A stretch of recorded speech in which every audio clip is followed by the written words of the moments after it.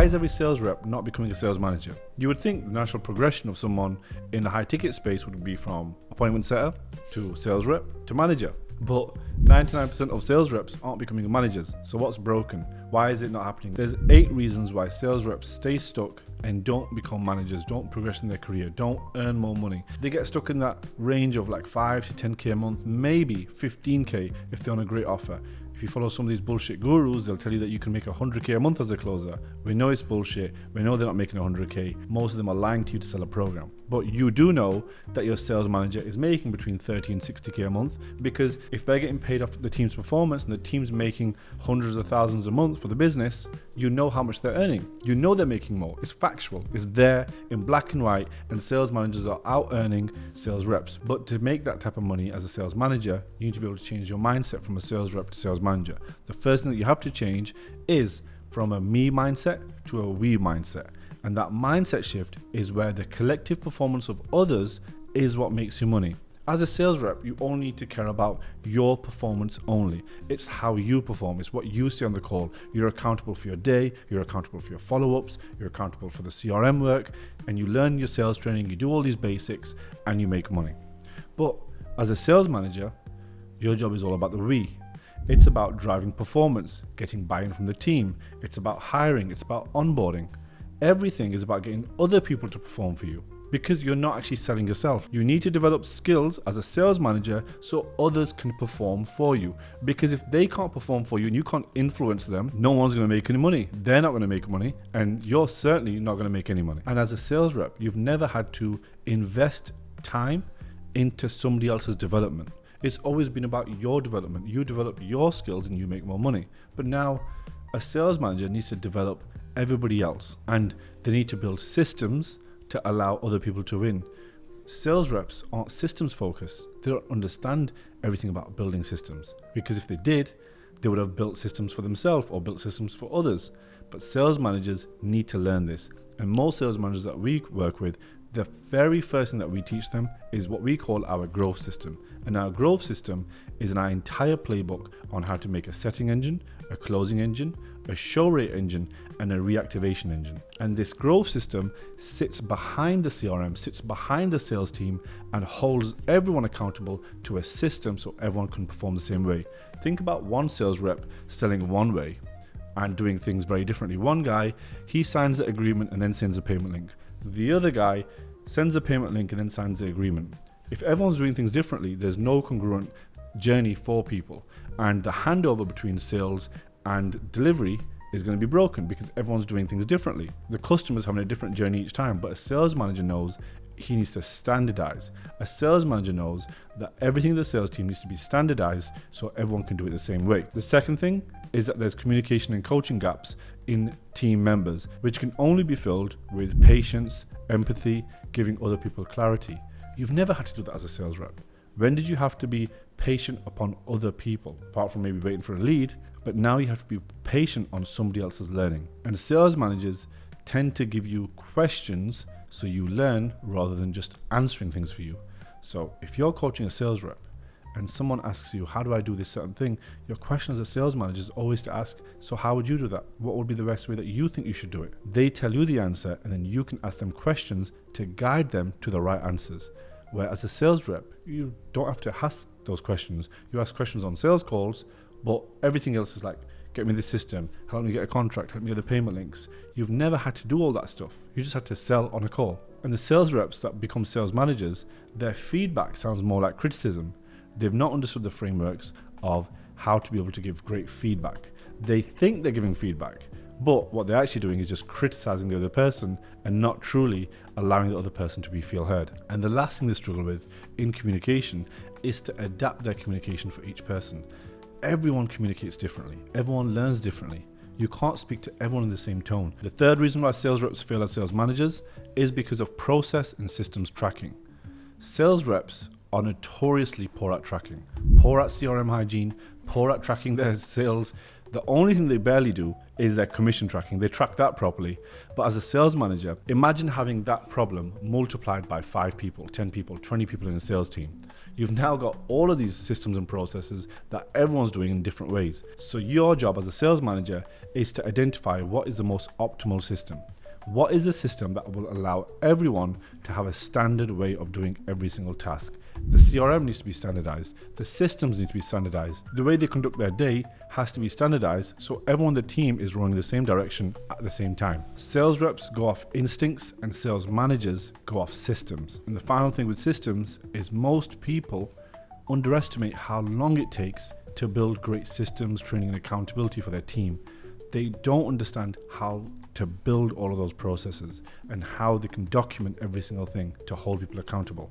Let me give you an example of this. So if you've got a sales rep and you want him, every time he's finished a call, to send the payment link from a US bank account one way, and if it's going to be a paid in full payment link in another bank account another way. So there's 2 different links. If you give them those links and say, hey, this is what I want you to do, how I want you to do it. But the difference is that's not a system. You just ask someone to do an instruction, and if someone didn't know, they can potentially get it wrong and use a wrong link, and they'll use a wrong bank account and the wrong tool at the wrong time. So to stop that from happening, what you got to do is you got to make a Loom video with a step-by-step guide. First, you click on here. You clarify which deal they're going to be on. Number 3, you're going to make sure you find the correct link relevant to them. Here's an index of all the right links for all the right payment plans. Then you make a Loom video on this document that you've made. That now is an SOP that's dummy-proof. Then you'll hand it to the sales rep and say, this is how I want you to do it. Can you check this document? And then once they've checked it, you're going to ask them, so how would you do it? And they explain it back to you, which means they've looked through the document and they've learned how to do it. And now you're going to get them to sign your guide where you've got a checklist of everything a sales rep needs to know, and they've signed to say they know it and the date. Now you've trained someone on a new process. If you can't train them on a process, you're not going to be able to standardize the way they do things. And then everyone is doing things differently. So for you to be able to go from a sales rep to a sales manager, or to be a great sales manager, you have to be able to build these processes in a clear and understandable way. The 4th thing sales reps get wrong is they lack emotional intelligence and people development. To be able to drive performance of others, they don't understand that most people aren't as driven as they are. And that's a crazy concept, that someone is not as driven as you to get a job done. So they're in the same job, or they've done the job that you've previously done, but they're not as driven as you. And it confuses the heck out of most managers. Why is he not driven? Why does she not want to do these sales? I've given them everything. I've given them systems, I've given them all the processes. Everyone's degree of hard work is completely different. And your emotional intelligence needs to allow you to understand how every being is different and how every person sees life and work differently. And on the topic of emotional intelligence, when you're managing sales reps, they'll take the sales rep's underperformance as a personal shot. So they think when a sales rep is not performing as well as they should be, it's like a personal attack to them. So when they're not performing good, it's like, why is this sales rep not doing this? Are they trying to attack me? They know how it affects my job. It's about me. And they make it about them. So your emotional intelligence is lacking because you believe people work for you and your motive alone. You don't understand people's emotions and the way they think and the way they see the world. Everyone lives life differently. When you walk out in the street and you see the world, the things that you see, the facial expressions that you see on people's faces, the thoughts that you have in your head, the cars that you see on the road and how you think about them, that's your belief of the world, everything that goes through your head. Not everyone sees it. They could be on the same street, going on the same walk as you, but they see life differently. They tell themselves different stories after the same walk. And the final point on emotional intelligence and people management is they struggle to find the balance between empathy and accountability. They don't know how much empathy to have, and they don't know how to hold people accountable. And they think to themselves, I'm not being a nice guy if I hold them really accountable. Or if I hold them really accountable and be really like almost a dick to them, I'm not showing any empathy. They don't know the difference. To find that balance takes experience and takes emotional intelligence to understand, right, when do I slow things down? If someone tells you that they're sick and they can't make it to work, do you push and hold them really accountable, or do you show empathy? Do you believe them or do you not believe them? Do you ask the right questions? How much trust do you give them? My next point of managing people, which is far easier than emotional intelligence, if I'm honest with you, and most managers will find it way easier to just manage them on metrics. Managing them on metrics may seem easier than emotional intelligence, but sales reps still struggle with it because they never truly develop the skill of metric management, of managing on numbers, managing data, performance, trackers, systems, having all of those things in order to knowing what to look at. The sales managers that we develop, we give them 16 points to look at every single week to manage their sales team. I'm going to put them on the screen for you here. Those 16 points are the things that you need to look at to be able to measure your sales team. If you want to be a sales manager or you're a sales manager right now, you need to know these numbers every single week. And if you can have this data being measured every week, you're going to be far more effective at managing your team. Most people don't know how to make tweaks off the back of these numbers, which ones are short-term gain and which ones are long-term gain. I'll give you an example of them. If you pick the third one on the list, which is average touch density, well, as a sales manager, when you're managing a setting team, you need to work out how many times are we calling the leads. So each lead, when it comes in, how many times does it get called? Well, how do you manage your team to hit more dials? Is it a systems issue where you need to work out, does the CRM and the list management allow them to hit those dials as much as possible? Or is it an effort issue where they're just not calling the leads? Touch density is a terminology where we work out how many times someone got a call when they came into the CRM. If the average touch density is, let's say, 10 attempts for every single lead, if that attempts go up, so if the attempts go up from 10 to 11, what difference will that make in your sales team's performance? Once we measure the number and we have a baseline of that number, if we can move that number up by 10%, by 20% in a week, by asking people to be on the dialer more, by dialing a certain way, by building a system to allow them to do that, you're going to find you have an increase in result. But to have that increase in result, you had a data-led approach rather than saying, let's just try calling people more. Well, you don't know what they're doing right now. You don't know how many times they're calling people. It's not measured. When you measure all of these, it will give you a different result each time. We'll be making this video in a couple of weeks' time, all around the 16 points that a sales manager has to measure. If you subscribe, you'll be the first to see that video when it does go live. The sixth reason why sales reps fail as sales managers is the hero complex. They struggle to let things go.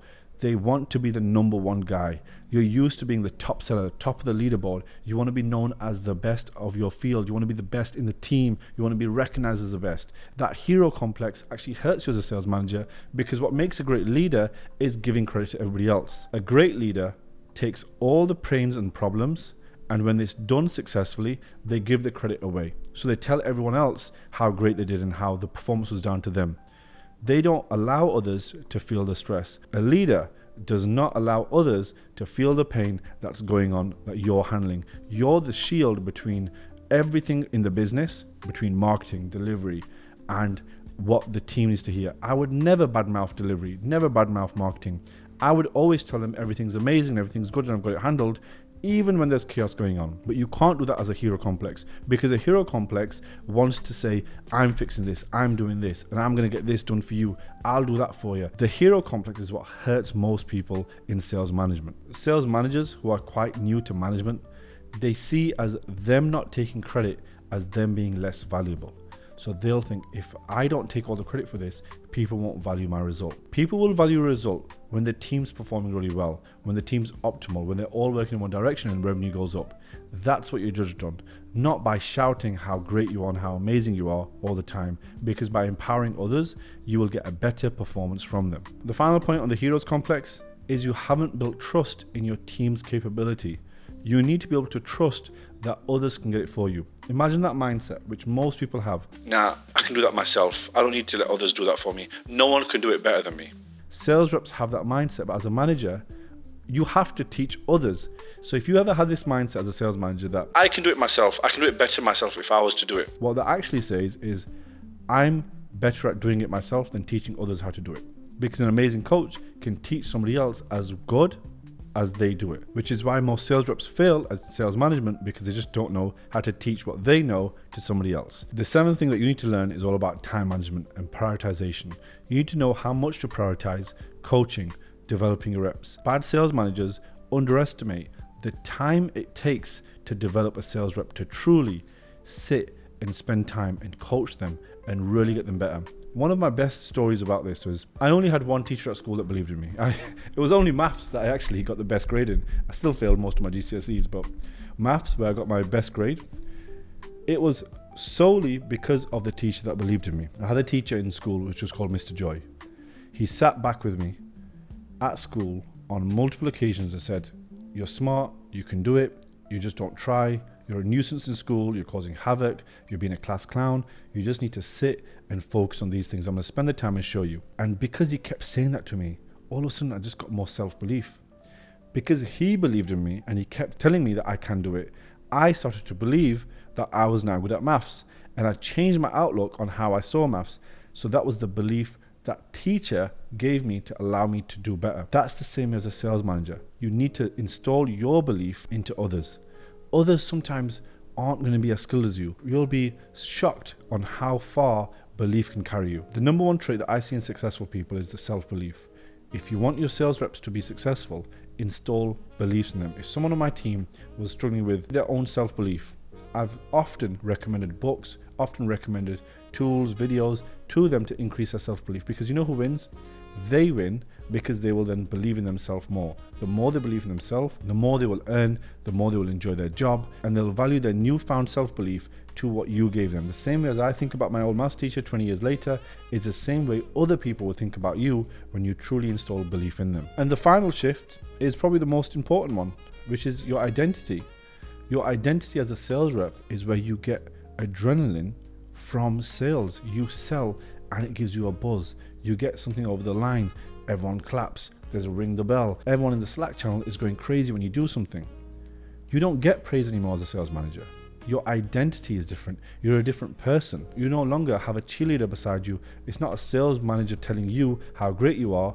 You're the sales manager telling everybody else how great they are. You no longer get all that recognition. The CEO gives you all the shit from all the sides of the business.